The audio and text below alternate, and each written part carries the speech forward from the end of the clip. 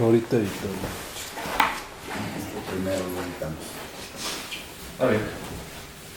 ¿Qué tal? ¿Cómo están? Qué gusto tenerlos una vez más en este su programa Sociedad y Gobierno y en el digital noticiasaldía.com.mx. Nos encontramos con el aspirante a senador Javier Corral Jurado, exdiputado federal y ex senador también. Muy buenos días. Gracias por estar aquí. Buenos días, Javier. Buenos días. Gracias por la hospitalidad de recibirnos aquí en tu casa y darnos este espacio para Sociedad y Gobierno. Con mucho gusto. Hay varios temas en la mesa, pero bueno, ¿cómo va la campaña? Es lo primero que tendríamos que platicar, ¿no? ¿Cómo va Javier Corral rumbo al Senado? Pues realmente ha sido una campaña muy exitosa, ha sido muy intensa. En mi caso yo tuve que reforzar y redoblar mucho la agenda porque empecé 22 días después de que se arrancaron todos, toda vez que estuvimos pendientes de la resolución del tribunal, pero realmente a muy pocos días nos empatamos en términos de abarcar la mayoría de los municipios de Chihuahua, entablar un diálogo muy amplio con muchos sectores de la sociedad chihuahuense. Yo he podido visitar el mayor número de centros educativos, universidades, yo creo que de todos los candidatos a cargo legislativo en esta campaña soy quien más ha estado en universidades platicando con los jóvenes. Entonces ha sido un encuentro verdaderamente muy aleccionador de nueva cuenta, muy retroalimentador y palpo una buena respuesta de la gente. Creo que nos podemos alzar con la victoria en las elecciones del 1 de julio. Una entrada un poco accidentada, pero en ascenso. Sí, bueno, fue un proceso muy desgastante el nuestro, el interno. Nos avergonzaron muchas de las cosas que ahí pasaron, pero luego el PAN tomó las decisiones correctas. Y además fueron ratificadas por la autoridad electoral y eso también resarció en parte esa imagen desgastada. Y creo que, contrario a lo que se preveía, ese hecho y la manera de haber resuelto así las cosas nos ayudó hacia afuera. La gente quiere que los partidos no tengan comportamientos indebidos que queden impunes. Sí. Y yo creo que también eso, al menos en el diálogo que yo sostuve con muchos sectores, ese fue un tema que en lugar de convertirse en una desventaja o en un asunto incómodo, yo lo aproveché con toda claridad para señalar pues la diferencia que hay entre el PAN y otros partidos, en el que en todos se producen cosas irregulares, pero por lo menos en el PAN sí se sancionan y se ponen las cosas en su lugar. La problemática que hay en este país pues es muy extensa, es muy grave realmente, muchas cosas están sucediendo. Pero ¿cuáles son las principales propuestas de Javier Corral? Mira, yo he venido insistiendo en que muchas de las reformas que el país necesita, obviamente ya están planteadas en el Congreso, hay infinidad de iniciativas. He dado el dato que a mucha gente sorprende de que en el Congreso hay presentadas más de 2,000 iniciativas de ley solo de esta legislatura. Si habláramos de los 6 años, hay como más de 3,500. Prácticamente están planteados los principales proyectos para hacer crecer al país económicamente: la reforma laboral, una reforma hacendaria de carácter integral, una reforma de las telecomunicaciones para hacer más accesible en términos de precio estos servicios que son vitales para la economía. Pero no aterrizan. No aterrizan. Incluso hay muchas reformas en materia de calidad educativa, hay varias que tienen que ver con el tema de seguridad pública. Ahí se ha avanzado mucho, pero faltan todavía cosas. Yo he reiterado la necesidad de estas reformas estructurales para lograr un crecimiento mayor, pero más que en los qués, yo me he abocado en esta campaña a buscar un nuevo cómo sí hacerlo, cómo lograrlo, cómo destrabar la parálisis legislativa en un país que tiene una pluralidad que llegó para quedarse y a la que debemos de ver como nuestro mayor logro, como nuestro mayor avance en términos democráticos, y no como el dique o como el problema, porque a la pluralidad se le quiere culpar del atorón legislativo. En realidad no es culpa de la pluralidad de opiniones. En todo caso, es la falta de incentivos para la cooperación, es la falta de reglas para el acuerdo y para transparentar los acuerdos entre fuerzas políticas lo que nos ha retrasado reformas tan importantes como estas. De ahí que haya planteado la necesidad de la figura de los gobiernos de coalición. Sí, muy interesante esa figura. En realidad la leo yo, Víctor, como un planteamiento intermedio hacia el régimen parlamentario. Yo creo que México... ¿Pero podremos llegar a un régimen parlamentario? No tengo la menor duda de que vamos a ir a un régimen parlamentario, porque el régimen presidencialista está agotado, ya no le sirve a nadie. De hecho, el régimen presidencialista dejó de funcionar en la mismísima alternancia del poder en México en el 2000, pero nos hemos aferrado no solamente a un diseño constitucional, a una cultura presidencialista. El presidencialismo fue pensado para un país de un solo hombre, que controlaba las cámaras del Congreso, que controlaba los poderes de la Unión, que tenía facultades incluso metaconstitucionales de las que llamó Carpizo, ¿no? Hoy el país tiene una pluralidad que se expresa a través de por lo menos de 3 grandes polos políticos: el PRD, el PAN, el PRI, y así va a seguir siendo. De hecho, en el escenario electoral que veamos, el 1 de julio, el que quieran, ningún partido político va a tener mayoría absoluta de las cámaras, mucho menos mayoría calificada. Entonces, lo que tenemos que ver de aquí para adelante es cómo si ponernos de acuerdo, una medida intermedia hacia el parlamentarismo, que yo creo que lo vamos a tener que ir trabajando en estos 5 o 6 años por venir. Es esta figura que podría ser optativa, que es el gobierno de coalición.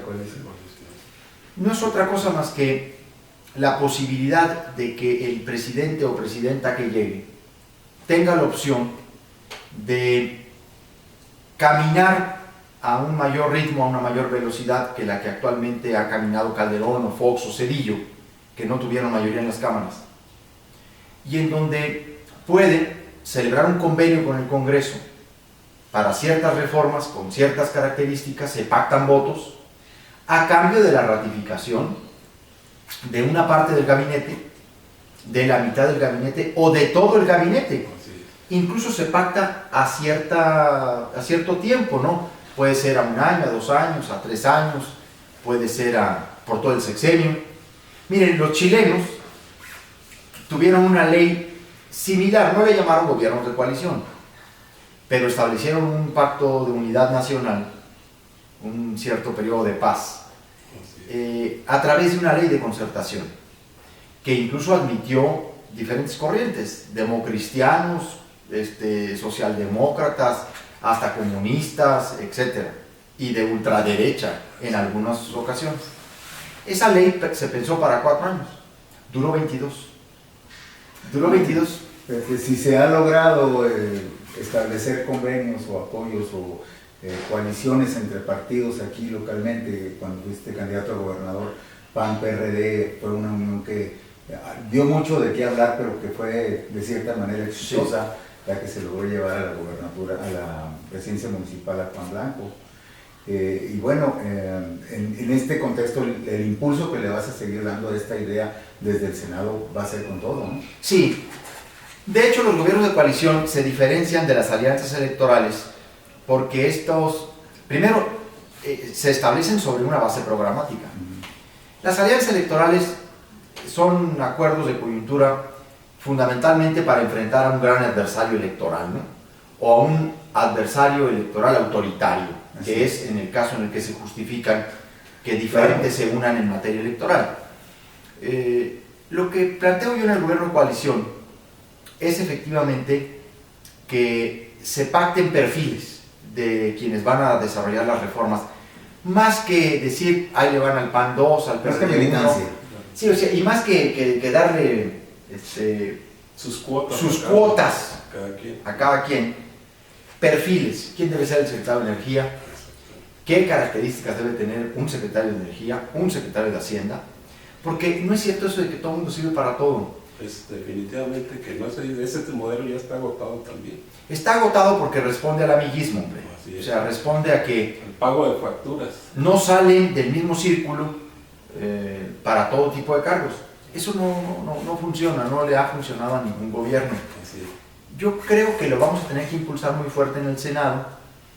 De hecho, no es una idea que vayamos a empezar a trabajar de cero. Lo digo con toda claridad, porque las iniciativas ya están presentadas en las dos cámaras. No tengo por qué no decirlo. Este es un proyecto con el que nos pusimos de acuerdo varios legisladores de varios partidos. De hecho, hicimos un acuerdo entre Beltrones, inicialmente entre el senador Beltranes y yo y otros grupos y otros diputados, para que Beltrones presentara una iniciativa de gobiernos de coalición en el Senado. Yo presenté una de gobiernos de coalición en la Cámara de Diputados. Nosotros conseguimos ciertos apoyos para que la iniciativa de Beltrones fuera respaldada por senadores del PAN y del PRD, y también él consiguió que diputados del PRI respaldaran. Va caminando en la Cámara, ¿eh? Está metida por lo menos en la panza del Congreso. Y en la Cámara de Diputados fue respaldada por más de 30 diputados de todos los partidos. Así es. Del PRI, del PAN, del PRD. Bueno, es que sí hay conciencia de que se requiere este tipo de coaliciones, ¿no? Sí, porque la parálisis legislativa desprestigia a todos. Porque en un conjunto colegiado pagan justos por pecadores, ¿no? Y entonces no hay con que fulanito de tal o aquel diputado, no, es el Congreso, es la Cámara de Diputados, es la Cámara de Senadores. Entonces la gente tiene una idea muy baja en su estima de los diputados y de los senadores, ¿verdad? Entonces un día nos preguntamos y dijimos, bueno, ¿qué hacemos para apresurar el cambio estructural en el país en reformas en las que casi todos estamos de acuerdo? Miren, casi todos estamos de acuerdo en la necesidad de una reforma hacendaria que elimine privilegios fiscales, que amplíe la base de contribuyentes, que dirija bien los estímulos fiscales a productividad, a creación de nuevas empresas, a generar una política de subsidios que se empate con el desarrollo sustentable, que realmente vaya a cultivos productivos, a agricultura por contrato, a precios referenciales. O sea, hay un conjunto de cosas en las que todos estamos de acuerdo. Y entonces, si todos estamos de acuerdo, decimos, bueno, ¿por qué no las llevamos a cabo? Pues porque muchas reformas se colocan o en el medio político, o en el miedo político, o en el chantaje político. No todo el mundo... Pues sí, es que no todo el mundo quiere... Javier, tocaste un tema muy importante: agrandar los contribuyentes, la base de contribuyentes, porque al final del día estamos con los mismos contribuyentes y aumentándoles los impuestos, ¿verdad? Ya ves que el YETO es un impuesto nuevo, el impuesto a los depósitos en efectivo, y el aumento al IVA y el aumento al impuesto sobre la renta. Yo creo que esta reforma que pretenden sería muy importante que se analizara desde el punto de vista de aumentar el número de contribuyentes. Sí, la base de contribuyentes es un reto muy importante de cualquier reforma hacendaria. El país tiene un porcentaje muy reducido con relación a su Producto Interno Bruto en materia de ingreso fiscal. Nosotros estamos en el 18% sobre PIB. Otros países están entre el 30 y el 40. Hay países, bueno, por supuesto, como Estados Unidos o Europa, que llegan a tener niveles de 45, 50, 60% de ingreso fiscal sobre su producción. México está muy bajo. Para incrementar los ingresos hay que hacer un sistema fiscal muy simplificado, quizá un impuesto único, y creo que en un país como el nuestro tendríamos que revisar muy bien el tema del impuesto sobre la renta. El impuesto sobre la renta es un impuesto muy importante porque es un país muy desigual en el que estamos. Nosotros recordemos que de los 10 deciles en los que se divide la población, estos 10% en los que se divide la población en México, el primero acapara el 42% del ingreso nacional. Es un país de súper ricos, es un país de... Y hay dentro de ese 10%, pues un solo individuo que acapara el 7% del ingreso del Producto Interno Bruto. Entonces necesitamos Sí necesitamos cuidar muy bien el tema del impuesto sobre la renta, porque hay que ver cómo replanteamos una más justa distribución de la riqueza. Pero sí creo en un régimen simplificado. Creo que además de ampliar la base de contribuyentes, que es meter a todos a la formalidad. Así es. Y que paguen los que más deben, digo, los que más ganan, porque actualmente no todos están pagando lo que debe ser. Los grandes capitales no están pagando los impuestos que deben de pagar. Ahí es donde yo hablo de eliminar regímenes fiscales especiales. Okay. A ver, hay varios regímenes especiales. Aquellos que tienen que ver con tasa cero y con exenciones que tenemos que revisar también, porque incluso esos regímenes que se prestan mucho a medrar, como la exención a medicinas y alimentos, en realidad también terminan beneficiando a los más ricos. Definitivamente. A ver, los más ricos son los que más aprovechan la exención en medicinas. Sí, porque al final de cuentas los de menos recursos Esos tienen poder de compra. Claro, así es. Ahora, una cosa son las tasas ceros y las exenciones, y otra cosa también es los regímenes especiales de privilegio fiscal que tienen en materia de devoluciones, de reembolsos, de excepciones, de condonaciones. A ver, el Estado mexicano le ha condonado impuestos ni más ni menos que a los 3 o 4 más ricos del país, entre ellos Slim Azcárraga y Salinas Pliego. A ver, yo he votado en el Congreso, incluso he tenido que votar a veces en contra del sentido de la propia bancada, en contra de condonaciones que se le han hecho, o por lo menos de periodos de gracia que se le han hecho a los grandes capitales de este país. Que obviamente no necesitan de esos recursos, ¿verdad? Pues claro que no solo no Tienen necesitan, todos los dineros en sus bolsillos. no solo no necesitan. Cuando se ha tratado estas condonaciones especiales, se trata de licitaciones sobre espectro altamente rentable, altamente codiciable, que tiene tasas de retorno de entre el 18 al 26% a los 2 años. O sea, estamos hablando de patentes de riqueza, Claro. y todavía condonándoles impuestos. Hoy precisamente veníamos platicando que noticia había una noticia de que 79.5 mil millones de pesos le acaban de condonar a 15 deudores precisamente. El problema- Entonces no se han transparentado quiénes son esos deudores. De hecho, hay un litigio pendiente en el que yo he estado trabajando. El IFAI ordenó a la Secretaría de Hacienda y Crédito Público transparentar las condonaciones de créditos fiscales que se hicieron pues a miles de deudores en México. Por supuesto, entiendo que ahí hay miles de personas que efectivamente resultaría más caro cobrarles que nos pagaran, y que son cuestiones irrisorias. Nada más que hay un conjunto de 100 sujetos de condonación de crédito fiscal que representan cantidades muy cuantiosas. Hay un litigio por parte de Hacienda en el Tribunal Federal de Justicia Administrativa resistiendo la resolución del IFAI.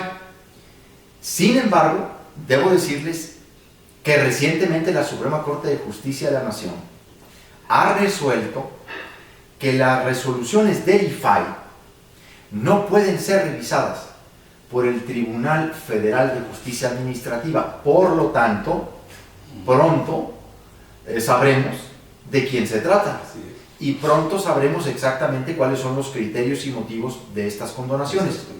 Yo he estado del lado del IFAI en esta batalla.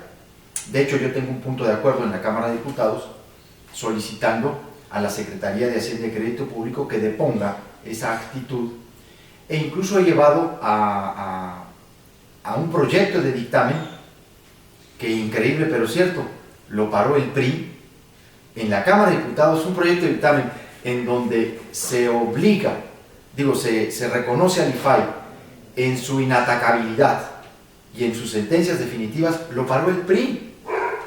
Cuando... Pero no es la primera vez. Sí, pero además resulta a veces como absurdo, ¿no? Que la oposición pare proyectos que tienden a obligar al gobierno a someterse a un mayor régimen de transparencia. Bueno, pero pues sabemos que lo hacen pensando en lo que sucede en los estados, ¿no?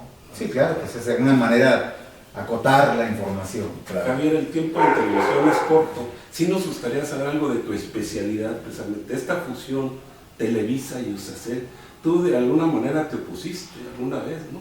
A estas, Bueno, estas ligas, estas... De hecho, desde que se planteó, yo me opuse a la fusión. Desde que Miguel Ángel Granados Chapa, allá por enero de hace ya 1 año y medio, adelantó que Televisa y Azteca se encontraban en negociaciones para convertirse en socios de la telefónica Yusacel. Granados Chapa fue verdaderamente, grotescamente desmentido por las dos televisoras. Lo llamaron calumniador. Yo fui la fuente de Granados Chapa, lo digo abiertamente. Después ya lo he reconocido, porque no solo en su muerte, sino en un homenaje con motivo de su muerte, yo dije, yo fui la fuente que le señaló a Granados Chapa esa información, que se la anticipé, porque yo conocía la carta de intención que Televisa y Azteca habían celebrado para unirse en el negocio de la telefonía. Y dije que era una fusión desde entonces contraria al interés público, es contraria al artículo 28 de la Constitución, tanto al primer párrafo que claramente prohíbe las prácticas monopólicas, las prácticas anticompetitivas, como claramente el artículo 10 del artículo 28 constitucional, párrafo 10, que dice que todos los bienes del dominio de la nación que sean sujetos de concesión deben asegurar por lo menos 3 cosas: la eficacia en la prestación del servicio, el uso social de los bienes y evitar fenómenos de concentración. Esta fusión de Televisa y USACEL en realidad los convierte en el monopolio televisivo más grande del mundo, porque nadie cree que asociados en el negocio principal y el más rentable, que es la telefonía y el internet, van a estar por la mañana compitiendo en contenidos en televisión. Y ya es un hecho. Y es un hecho. Se acaba de autorizar por la Comisión Federal de Competencia Económica. Lamentablemente, cuando varios órganos reguladores no están integrados por gente con mayor consistencia, con mayor valor, se doblan a las presiones, a los chantajes. En mucho, los problemas del país o estas decisiones tienen que ver con la pusilanimidad, que no es otra cosa más que la falta de valor con la que los servidores públicos deben enfrentar su cargo y ejercer sus atribuciones. Pues yo deploro esta decisión porque viene a generar una de las concentraciones más grandes, más robustas en materia de medios de comunicación, y en ese sentido voy a buscar diversas maneras de revertirlo. Definitivamente. De hecho, va a ser uno de mis primeros temas llegando a la Cámara de los Senadores. Es por eso el eslogan de valentía en los hechos. Bueno, pues trato de concretarlo en la realidad, ¿verdad? De ahí bien. Javier, quisiéramos hacer el Sí. compromiso, el tiempo se nos va muy rápido en televisión, pero quisiéramos hacer el compromiso de un poco más adelante, terminando la campaña, unos días después, se poder hacer otra entrevista con más tiempo, más espacio, porque estos temas son muy interesantes y la mayoría de la gente no los conocemos a fondo como los conoces tú. Sí, yo creo que podemos, por supuesto, intercambiar cuantas veces quieran puntos de vista. Son precisamente los temas de sociedad y gobierno. Así es. Son realmente la agenda de interrelación entre los ciudadanos y el poder en México. Yo creo que el tema de los gobiernos de coalición necesitaría una discusión más amplia. Es una figura bien interesante de poder impulsar, y también yo creo que ir desmenuzando lo que son los temas en el Congreso mexicano, y por supuesto que lo haré con muchísimo gusto. Claro que sí. Un mensaje final. Pues invitar a todos los que nos ven a votar y a participar. Por supuesto, directamente les pido su voto a quienes nos ven. Ténganlo por seguro que mi actuación en el Congreso va a tratar de superar mi propio desempeño anterior, el actual, y además pongo por compromiso mi militancia en el interés público. No voy a aprender, voy a impulsar las reformas que el país necesita para crecer. Sé perfectamente qué tenemos que hacer desde el primer día del primer periodo de sesiones, por dónde hay que empezar, y no vamos a perder tiempo al Senado ni al Congreso. Vamos con todo vigor, como tú dijiste, con todo, a impulsar estos temas. Bien, pues gracias. Gracias. Al contrario. Mucho éxito. Bienvenidos a esta casa. Gracias. Hasta luego. ¿Cómo lo vamos a hacer? Ya todo este servicio lo cambiamos. Bien. Muy bien.